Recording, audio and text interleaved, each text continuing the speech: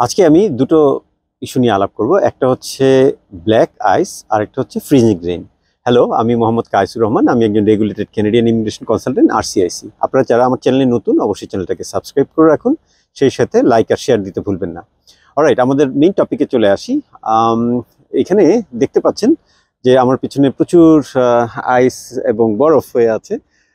এই এগুলি কিন্তু নতুন কোনো ফেনোমেনন না কানাডায়, এটা একেবারেই নর্মাল এই উইন্টারে। কিন্তু আমি যে জিনিসটা নিয়ে আলাপ করব, যে ইস্যুটা নিয়ে আলাপ করব, সেটা হচ্ছে প্রথমেই আসি যে আপনার ফ্রিজিং রেইন। ফ্রিজিং রেইনটা কি জিনিস? ফ্রিজিং রেইনটা হচ্ছে যে আপনার এখানে নর্মাল বৃষ্টির মতোই, কিন্তু এই বৃষ্টিটা হলে আমি একটা গাড়ি দেখাচ্ছি যে গাড়িটাতে আর কোনোভাবেই কোনো কিছু দেখা যাচ্ছে না। এখন গাড়িটা কিন্তু একেবারে সাদা হয়ে আছে এবং একটা থিক লেয়ার অফ আইস জমে আছে, এই যে দেখতে পাচ্ছেন। এবং এটা কিন্তু আপনি না ভেঙে কোনোভাবেই বেরোতে পারছেন না। সাইড দিয়ে আমি দেখাচ্ছি, দেখেন অবস্থা একেবারে গ্লাস, মানে মধ্যে থেকে কিছুই বোঝা যাচ্ছে না। হয় যে পুরা গাড়িটা একেবারে ব্ল্যাক আইসে ভরে গেছে।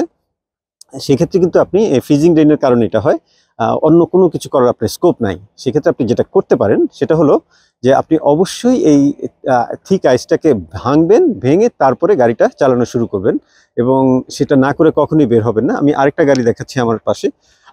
দেখেন, আমি বাইরের থেকে এই গাড়িটার মধ্যে কিন্তু কিছু দেখতে পাচ্ছি না। দেখুন আমার পাশে এই গাড়িটা দেখতে পাচ্ছেন যে একেবারে কালো হয়ে আছে। ড্রাইভার সাইডে সেটারও একই অবস্থা, অর্থাৎ কোনো কিছু দেখা সম্ভব হচ্ছে না due to thick level of ice. এই গাড়িটারও একই অবস্থা। দেখেন, জাস্ট মনে হচ্ছে একটা ব্ল্যাক গাড়ি, আসলে ব্যাপারটা সেরকম না। কাজগুলি কিন্তু ট্রান্সপারেন্ট, কিন্তু এতটাই আইস যে বোঝাই যাচ্ছে না। তার মানে আপনাকে অবশ্যই অবশ্যই এই আইসটা ব্রেক করে তারপরে উঠতে হবে।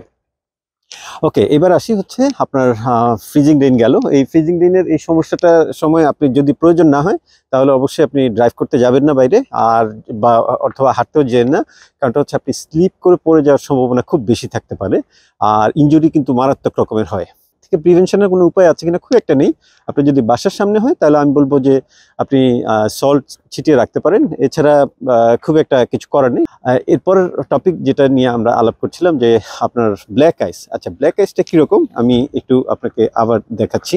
দেখেন, এখানে মনে হচ্ছে যেটা জাস্ট একটা নর্মাল রোডের মতো আছে, কিন্তু আসলে ব্যাপারটা তা না। আমি খুব ক্লোজ করে দেখাচ্ছি। এখন এখন দেখেন একটা লেয়ার কিন্তু আপনার আছে এখানে শুধুমাত্র বরফ হয়ে।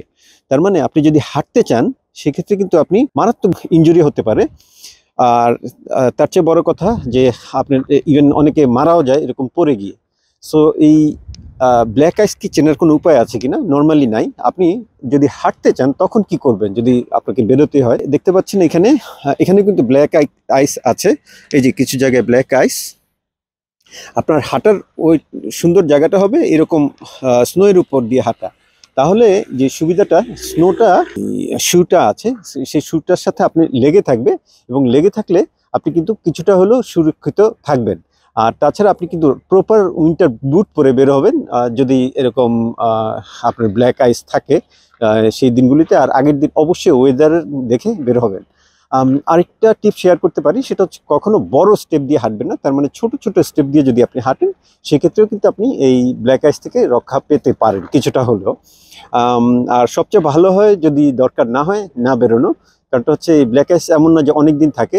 তবে একটা ব্যাপারে আমি সাবধান করতে পারি, সেটা হচ্ছে গাড়ি থেকে যখন আপনি নামবেন, নামার সময় যদি এরকম স্নো থাকে তাহলে আপনার জন্য কোনো অসুবিধা নেই। কিন্তু যদি এরকম সাইডে দেখেন জাস্ট কোনো কিছু নেই, পুরো ক্লিন মনে হচ্ছে, আসলে এটা ব্ল্যাক আইস হয়ে আছে। সো সেই ক্ষেত্রে আপনি কিন্তু স্লিপ করে পড়ে যেতে পারেন। তো সেই ক্ষেত্রে আপনি যেটা করবেন, আপনার এরকম একটা প্রপার বুট পরবেন, পরে ছোট ছোট স্টেপ দিলেন, এরকম ছোট স্টেপ দিয়ে হাঁটলেন, তাহলে আর আপনার জন্য খুব একটা সমস্যা হওয়ার কথা না। অ্যাগেইন আপনি আরেকটা জিনিস করতে পারেন যে যদি কেউ হেঁটে থাকে, এই যে দেখেন এখানে আমি দেখতে পাচ্ছি কেউ একজন হেঁটে গিয়েছিল, এই যে একটা স্টেপ, এরকম স্টেপ অনুযায়ী। সো আপনি ওই স্টেপের উপরে স্টেপ দিয়েন, তাহলে আপনার হয়তো কিছুটা হলেও নিজেকে প্রিভেন্ট। অলরাইট, এই ছিল ভিডিওতে সতর্কতামূলক। আর আরেকটা অদ্ভুত জিনিস দেখাই, এরকম কালার দেখেন, এই যে দেখতে পাচ্ছেন ইয়েলো কালার স্নোয়ের উপরে। এটার মানে হচ্ছে এই স্নোতে হাত দিবেন না। কারণটা হচ্ছে এগুলিতে নর্মালি কুকুর বা বিড়াল এগুলি পি করে থাকে, এবং যে সেই কারণে এই কালারটা হয়ে থাকে। সো এগুলিতে কখনো ভুলেও হাত দিবেন না। অলরাইট, এই ছিল আজকের ভিডিওতে। আপনাদের এরকম ছোটোখাটো টিপস পেতে এবং যদি এটা কিছুটা হেল্পফুল হয়, আমি বলবো যে আপনার ফ্রেন্ডদের সাথে শেয়ার করেন আর আমার চ্যানেলের সাথেই থাকুন। দেখা হচ্ছে অন্য কোনো ভিডিওতে। সবাইকে ধন্যবাদ।